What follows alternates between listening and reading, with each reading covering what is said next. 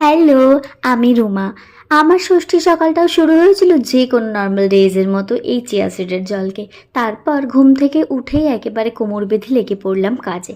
কারণ এখনও আমার ঘর গোছানো কমপ্লিট হয়নি পুজোর জন্য।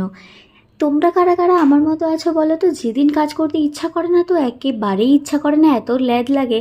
আর যেদিন আমি ভাবি যে করব সেদিন একেবারে সকাল থেকে রাত অবধি সব কাজ কমপ্লিট করে ফেলি। তাই এই যে আমি সকাল থেকে ধরেছি, একেবারে সব গুছাতে গোছাতে সেই বিকেল হয়ে গেছে। ঘর মোছা, ঘর ঝাড় দেওয়া, ঝুল ঝাড়া, বিছনার চাদরগুলো বদলানো, সব জামা কাপড় গুছিয়ে রাখা, এই করতে করতেই আমার দুপুর গড়িয়ে বিকেল হয়ে গেল। আর আমার পুজোটাও খানিকটা এইভাবেই কাটছে, কেন কি এইবার আর বেরোনোও হয়নি।